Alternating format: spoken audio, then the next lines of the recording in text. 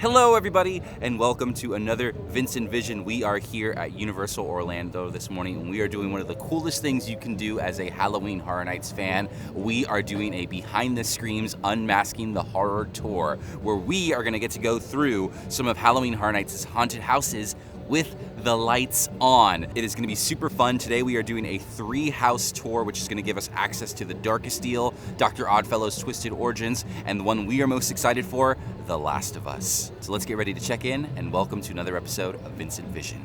Watcha! Hey everybody, it is me, Vincent. Welcome back to my channel. Super excited to go on another one of these Unmasking the Horror Tours. Like I said at the beginning, this is one of the coolest things you can do as a Halloween Horror Nights fan. And today, we're doing the 3-house tour. Really quickly, there are 2 types of tours you can do during the day. There is the 3-house tour, and there is the 6-house tour. For this particular tour on this day, we paid about $150 for our spots, and we are doing a 2.5-hour lights-on guided tour of the haunted houses, where we are gonna meet with one of the Universal tour guides. They're gonna give us tons of fun backstage information. We checked in over at the Blue Man Group Theater, or what used to be the Blue Man Group Theater. This is where you check in for your tour. You get seated, you get your free Unmasking the Horror Behind the Screams lanyard, and then you meet your tour guide. We are with Jimmy today. He is a big haunted house guy. I'm super excited to learn more from him, and we are gonna get ready to head towards our 3 haunted houses, which are in the back of the park. Now for this type of tour, pictures are allowed, no video inside the haunted houses, and I'm gonna be able to take pictures in some of the rooms. So I won't have pictures for every single thing, but I will do my best to come up with a really fun photo essay of my 3-house tour so that you guys get to be a part of the experience as well. So let's get this party started. Hey everybody, this is Vincent at home with a fancy microphone for this video. Super excited to get this party started, but there's a couple things you need to know before we start. First things first, this video will contain spoilers for the haunted houses. So if you have not gone to the event yet and you don't want to spoil the surprise, maybe you should go watch something else. Second is there will be blood, and lots of it. There is tons of gore and body parts and nasty things in these Halloween Horror Nights haunted houses. If you have kids watching or you don't like that kind of stuff, you should also not watch this video. And 3, I was able to take tons of pictures, but not everywhere. There are certain restrictions on these Unmasking the Horror Tours. We aren't allowed to take pictures in certain rooms. I'm going to do my best to describe to you guys some of the stories and things that I saw in other rooms, but what I got is what I got. So without further ado, let's head into our first haunted house, The Last of Us. Okay, so our first stop on the 3-house tour was The Last of Us. This was the one I was the most excited for, and it was very cool to see inside of it. This house also did not have many photo opportunities, so I'm gonna do my best to talk about some cool things that I learned on this tour. One of those things was the fact that each of the haunted houses have a code name every year. The art and design team, the team who is responsible for coming up with Halloween Horror Nights, they have different code names for the different houses every year so that people don't figure out what they're working on. This year's theme was fruits and vegetables, and the code name for the Last of Us haunted house was Pear, because Joel and Ellie are a pair. Yeah. There were only about 3 rooms in this haunted house that we could take pictures in, but it was still a very impressive house to walk through. Horror Nights worked very closely with Naughty Dog, and everything you see in the haunted house is something that exists in the video game. Whether it be a sign, whether it be graffiti, the firefly symbol, and there are a few references to things in the video game, like the workbench where you would upgrade your weapons, things like pills that you could pick up, bricks, ammo. You can actually see a lot of those in the first room. If you've done the haunted house, it's the first scene where the truck is crashed. On the left-hand side, as you're leaving that room and you see Joel, there are some pillboxes, ammo there. All that stuff is meant to reference the game. What was really cool about this haunted house in particular is that there was a lot of scenes that involved big open spaces, and this was one of them here. You can see all the graffiti on the walls. That's all stuff from the games. There's this little picture of me here reflected. There's actually a really cool scare trick they have in the haunted house where if you stand at a certain angle, it just looks like it goes on, but a performer can stand behind that mirror and pop out and get you. There's Ellison over there showing us how it's done. For as big as this haunted house feels, it's kind of crazy to know that it only takes half of the parade building that it's in. The other half is still housing floats for the Universal Holiday Parade. I was very impressed by the scale and size of the building and this scene in particular from this angle. And then, of course, there is the finale scene, which is another big room. This is where you get your second encounter with the bloater. And that window up top on the left, there's actually an actor who's playing Joel who's shooting the bloater with a gun from up there. This whole haunted house is meant to resemble the Pittsburgh portion of the video game. Remember, this is based off the video game, not the show. And this is a scene that maybe if you've played the game, you might be very familiar with, which was the scene where you are Joel and you are sniping all of the people who are trying to get Ellie, and including the infected as well. That is a speaker under some camouflage. That's where the bloater sounds come from, and I was just trying to find as many things as possible to take pictures of. That's why that's there. There weren't really many opportunities to take pictures of cool stuff in this haunted house, unfortunately. But something that I thought was cool that I haven't really seen going through the haunted house was we were actually exiting a burning building, and if you look behind you, you can see the burning building there. Very cool detail. I don't think a lot of people think to look behind them in haunted houses. Apparently this graffiti and even the bullet holes on the building are accurate to the game. And that's all I've really got for The Last of Us. So the next house on our 3-house tour was The Darkest Deal. And I gotta say, originally when I first did this haunted house at the beginning of the event, I didn't really have many strong feelings for it, but I've been able to go a couple times since, and I'm really, really liking the haunted house now. This haunted house, we are following a character named Pine Straw Spruce through his deal with the Collector, which is like a devil figure, and we're following him from the moment he accepts the deal to the end when the Collector takes his soul. The facade of this haunted house is the Barrel House. In its present day, this is a location that Pine Straw Spruce played in, and this is where the Collector took his soul all those years ago, which you do see in the haunted house. And this is another one where, unfortunately, a lot of the really, really cool rooms I wasn't able to take pictures in. One of the coolest is right at the beginning of the haunted house. You walk into what looks like a cornfield. There's the Pine Straw Spruce mannequin sitting there, and there's an actor who's playing the Collector, and there's this sort of exchange, and you see the setup of the haunted house happen right in front of you. There's a very famous story involving corn and Halloween Horror Nights. Anytime they've ever planted corn for the event, there's been some big hurricane that came along with it. The first time was in 2004 for a scare zone called Field of Screams. The second time was Scarecrow the Reaping in 2017, which is actually in the same location that this haunted house is in. And since then, they have avoided planting real corn at the event. The code name for this haunted house was Apple, because A is the first letter of the alphabet, and this was the first haunted house completed.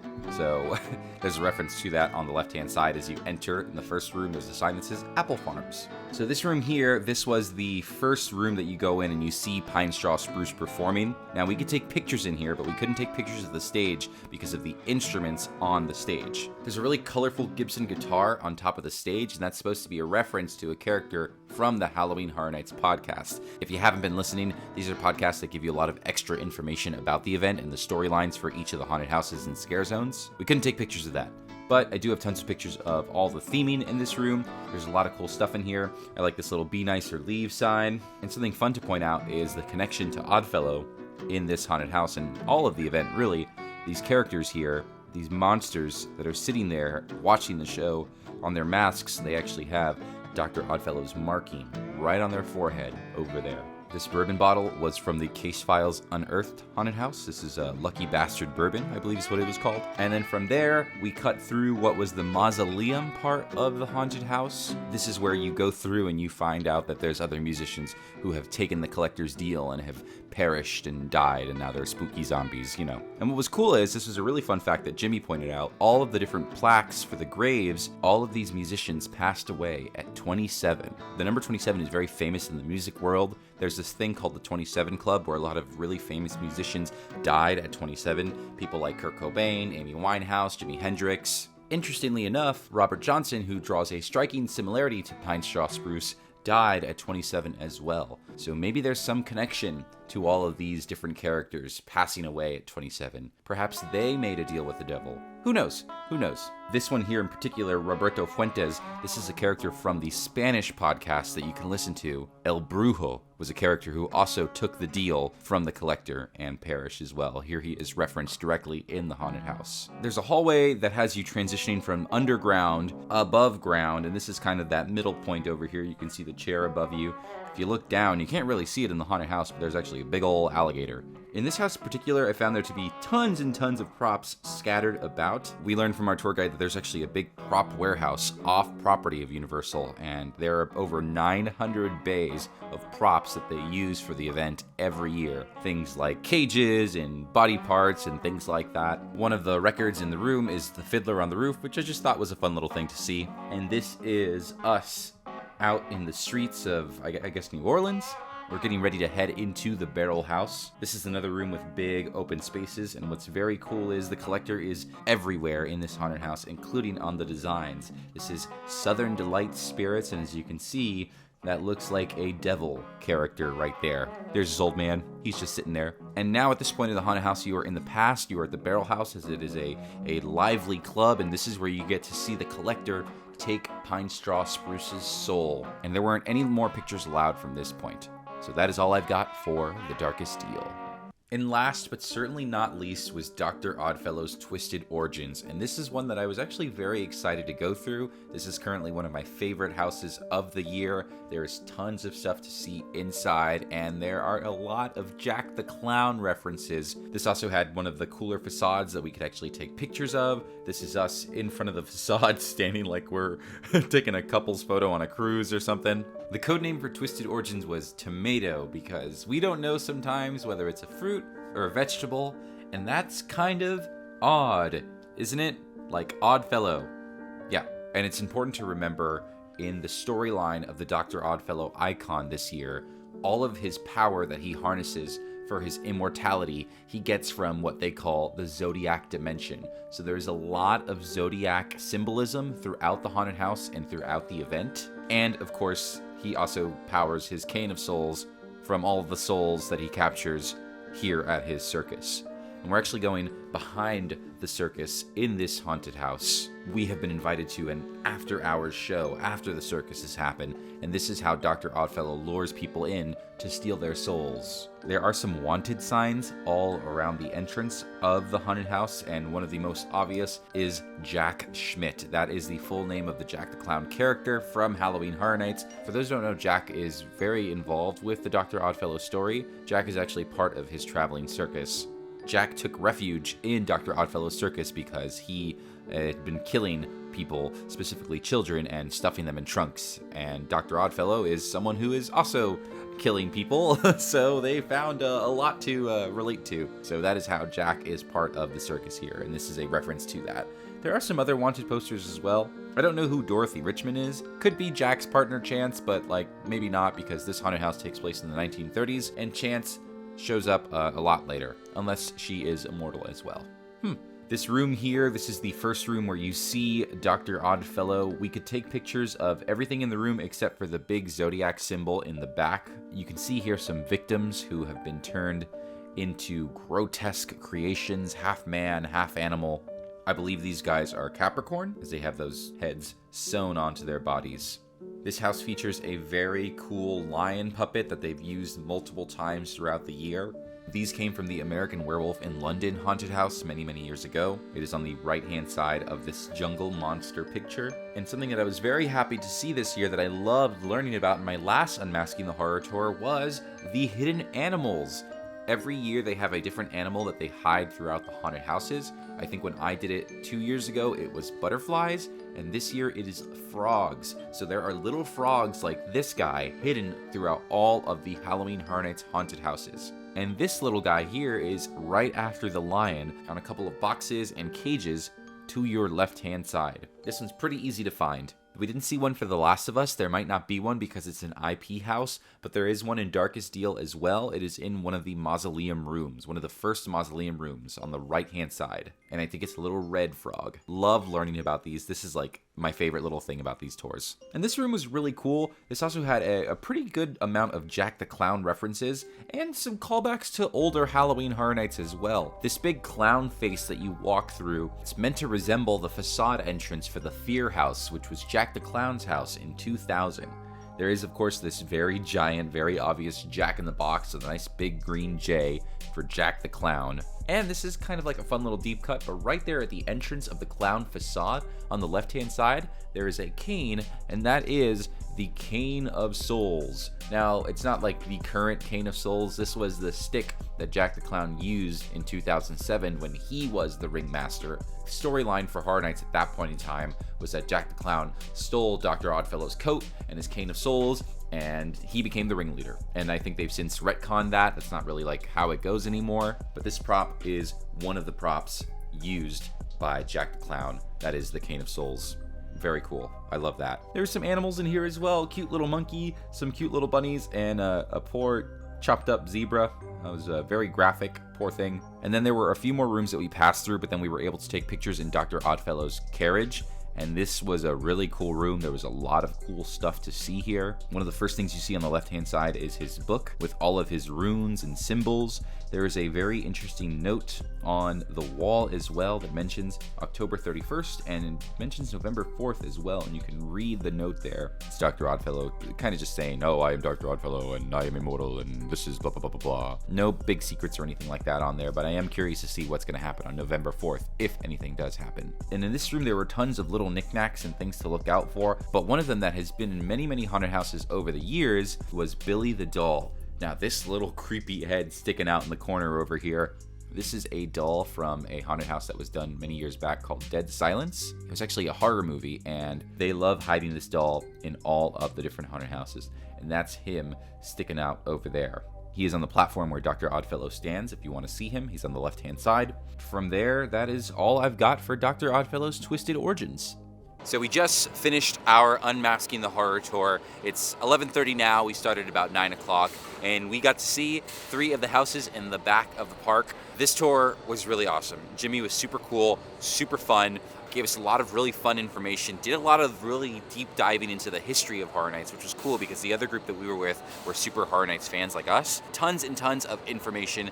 This is what this tour is about. This is about learning these different fun facts. It is about the experience. Photo-wise, I have to say, I feel like we were able to take a lot more pictures when we did this 2 years ago versus this time. There was a lot of restrictions. And I'll say now, if you're someone who likes to document things and take pictures or even make videos like this, you might find some challenges with the Unmasking the Horror Tour, because frankly, the coolest rooms in the haunted houses, you can't take pictures in. The pictures really are secondary to this experience. It is about going through with the guide and being able to appreciate all the craftsmanship and all the artistry and all the details and the fun facts, and that's why you do this tour. Photo ops come second. I was thinking about it while we were walking in between houses, and I really highly recommend this to any big Halloween Horror Nights fan. You can really see the passion, the art, and the history that truly goes behind Horror Nights that you may not be able to see while walking through the houses at night because you got a bunch of distractions going on, but you can just tell these team members are just so passionate about what they do, and you just get to learn so much cool history about Horror Nights within itself.